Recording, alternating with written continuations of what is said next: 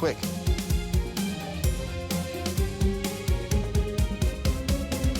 Time's up.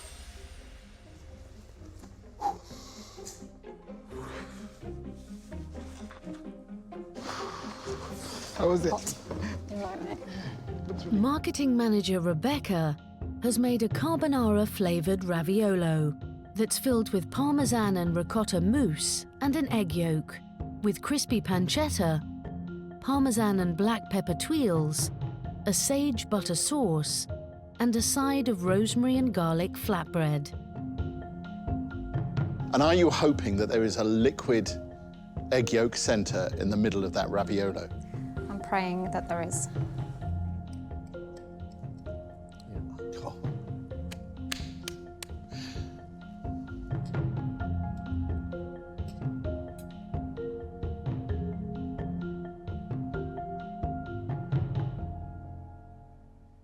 That pasta is really light, really well made. The egg yolk is making everything just rich and creamy, and then stronger hits of salty lardons and really heady sage. And if that wasn't enough, you go and knock us up with bread as well. Well done. Thank you. We know that a carbonara should have bacon in it, and there should be cheese, and there should be egg yolk to give it that creamy effect. All of those things are going on in here, but an awful lot more too. And John will now talk to you while I carry on eating your food. You've got the technical bits right. The pasta is thin enough. Your mousse is wonderful and smooth. Making your own bread. All these things, you're working really hard. And I really appreciate it. Really appreciate it.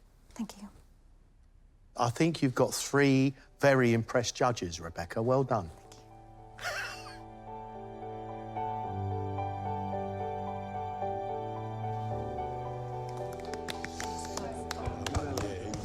I am feeling so happy right now. Well done. I just never thought that they'd give such glowing remarks. I'm just ecstatic.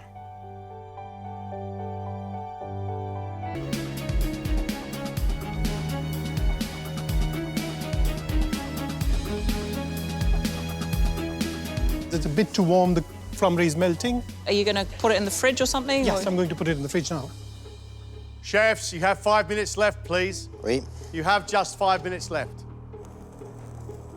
I'm confident I'm going to get it all done in time. Where's your dessert? It's in the fridge, that's all ready to go. It's a quick dessert to plate.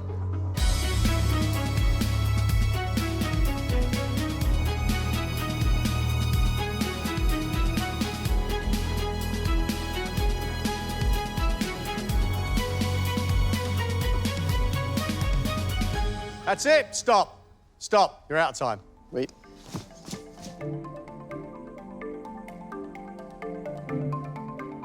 Philly's travel-inspired signature main is Carabinero Okonomiyaki, a Japanese cabbage pancake topped with prawn tempura, miso mayonnaise, sriracha chili sauce, and salted fish flakes, and a grilled carabinero prawn with nduja, a spiced Italian sausage, and gochujang, Korean red pepper and prawn head sauce.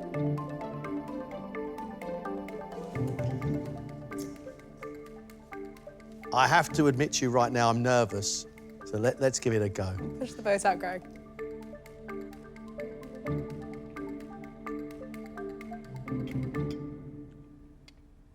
The pancake is really salty from the flakes on the top. You've got the miso dressing as well, which to me is like a combination between soy and peanut butter, and I really, really like it.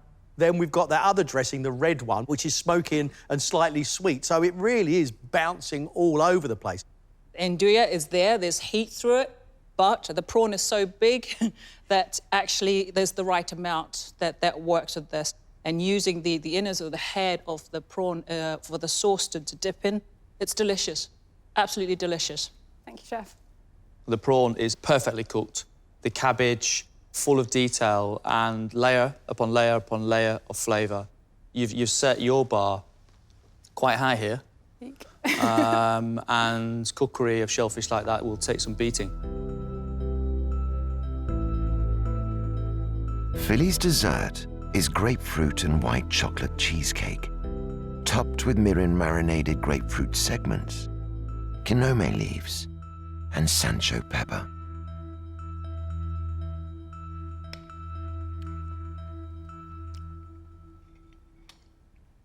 I get lovely, cool white chocolate, not too rich, powerful with vanilla, which I absolutely love.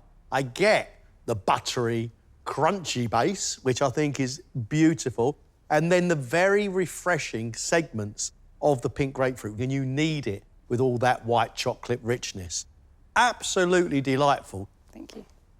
Loving the textures, and there's so much grapefruit on top. It's indulgent, you know, it's about grapefruit. I want to taste the grapefruit. And I do like the pepperiness of the Sancho leaves as well. Hey, girl, I think it's great. Delightful, love it. I get grapefruit, I get the cheesecake, I get freshness. It's great. It's a very, very good start, and you're an interesting chef, full of energy, and you really have thrown that into your food. Thank you, Chef. I feel like I've really put something different to the judges, and they enjoyed it, and that's just, like, amazing.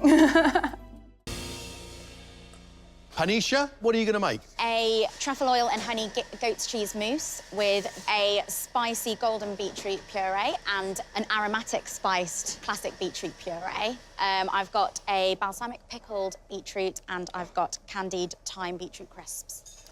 So it's all about the subtle flavour of this dish rather than big pow in your face spice. I liked being hit by your big spices. I know.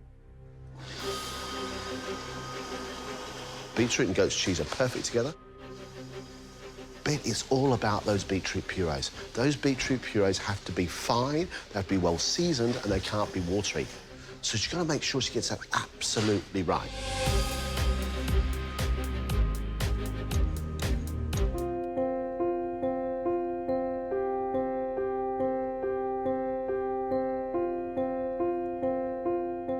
Pediatric nurse Panisha has made a goat's cheese, honey and truffle mousse with a golden beetroot and chili puree, red beetroot and cinnamon puree, balsamic pickled beetroot, and beetroot and thyme crisps.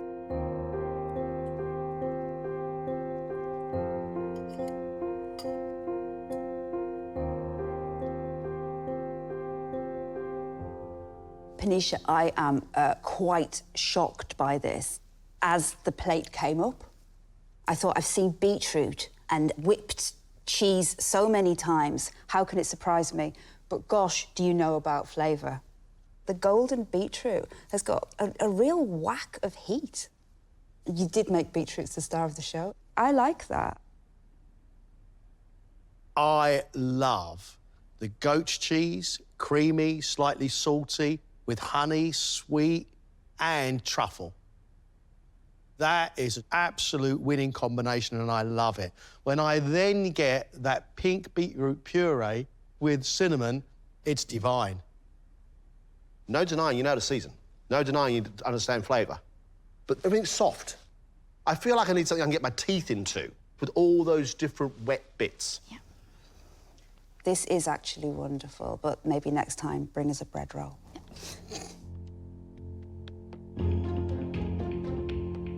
I didn't pay as much attention to those crispy parts. That's an awesome comment. Yeah, I think so. I think like a space keeper. Mainly positive. Actually, I had a bit of toast on the side. I should have just cut that up and served it with it. That sounds like what they wanted.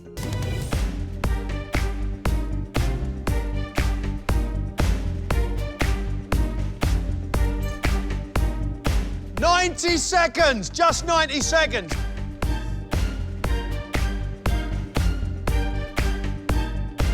Time is up. Time's up.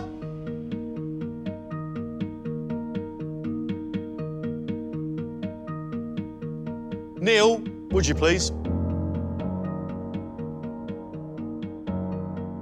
For his place in the final 6, Neil has made pan-fried cod, topped with a crispy bacon crumb and dill, on a pepper and tomato sauce, with a side of roast potatoes and chorizo.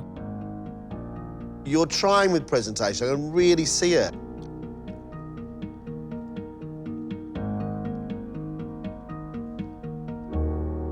Your seasoning's spot on. Your fish cookery is spot on.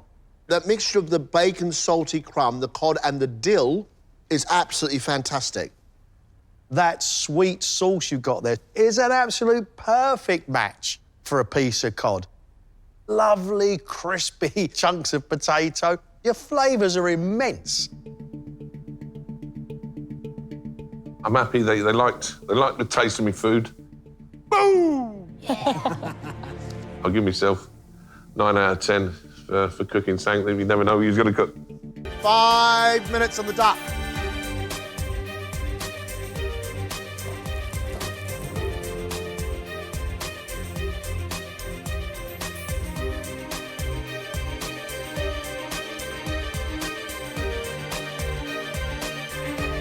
Right, that's it, guys. Time's up. Stop, please. Billy, stop. Well done. Yeah, well done. How's yours? Yeah, good. I'm over the moon. Oh, that's lovely. You've just got so many ingredients.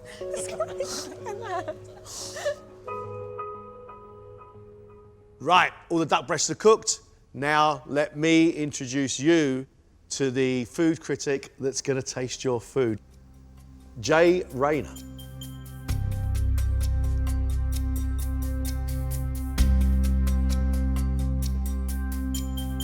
Good afternoon. Ready for your lunch? I hope so. Liz, come and bring your duck up here, please.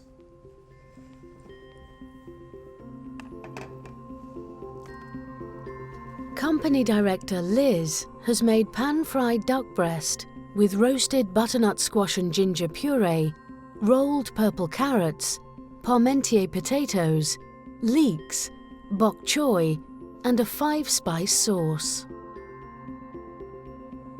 I absolutely love it. I love your modern presentation.